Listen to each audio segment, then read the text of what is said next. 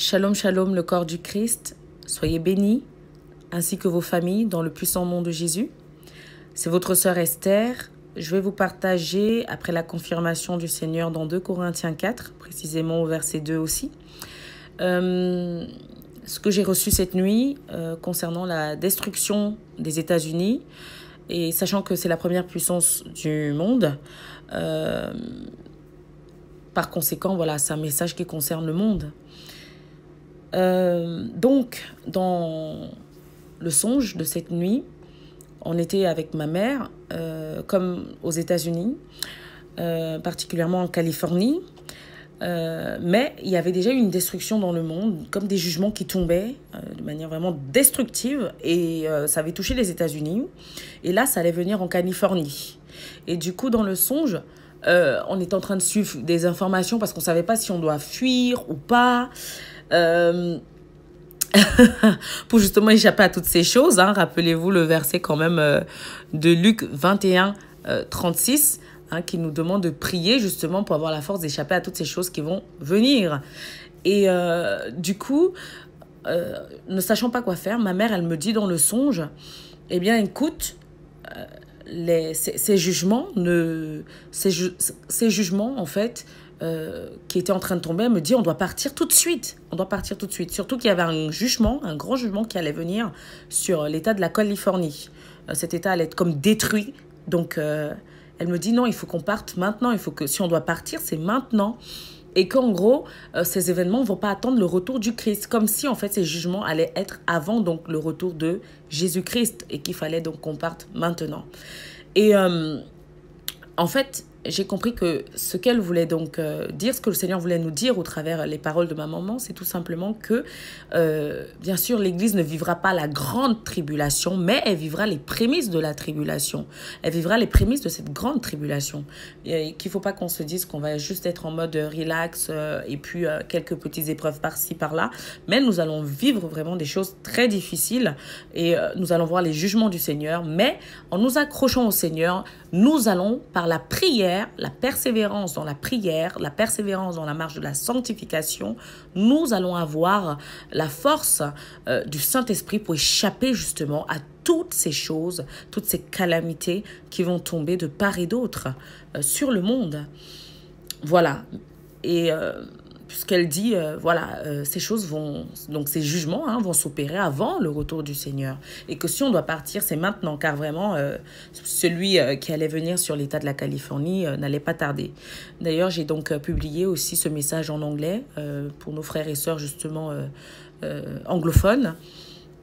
Donc voilà, bien-aimés, c'était cela. Et il faut savoir qu'à la fin de ce songe, je vois comme des...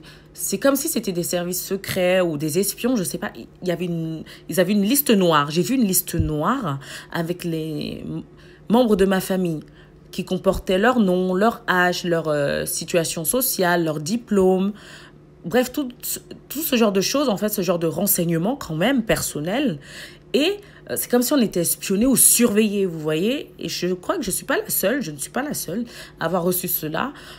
Comme si les enfants du Seigneur étaient espionnés, mais en même temps, notre vie est cachée en Christ, en fait. Ils n'ont pas tant d'informations détaillées. Ceci vraiment doit nous réveiller,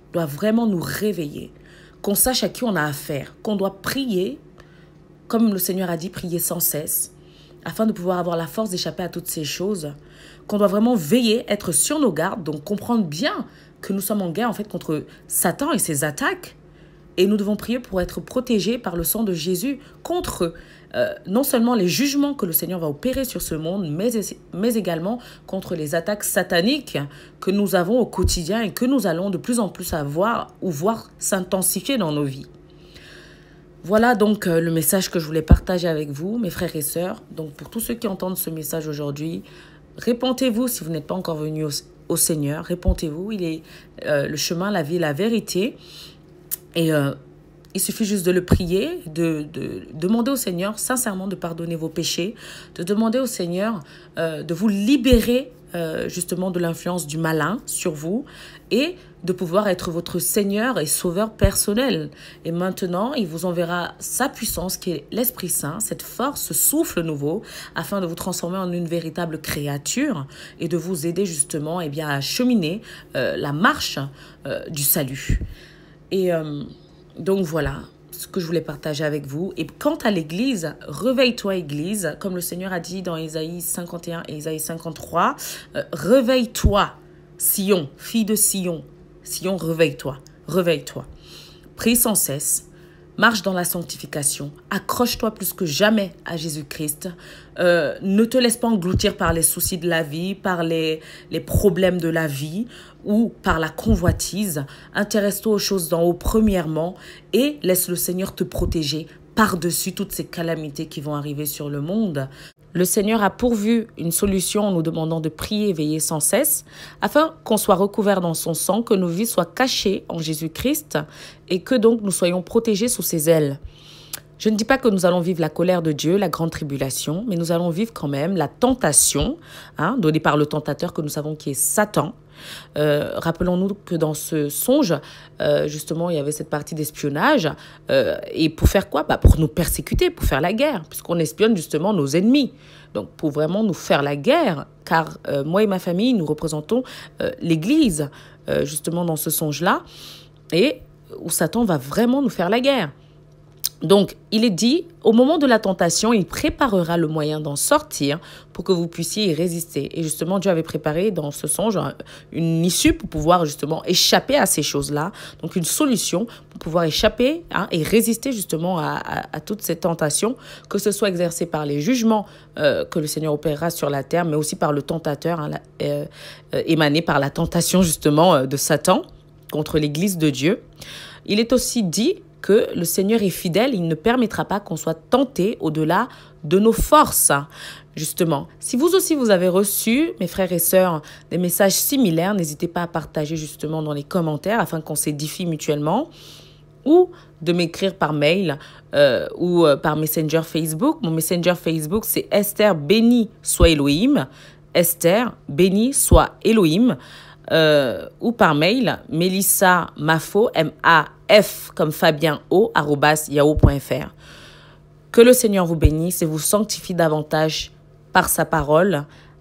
Bye bye.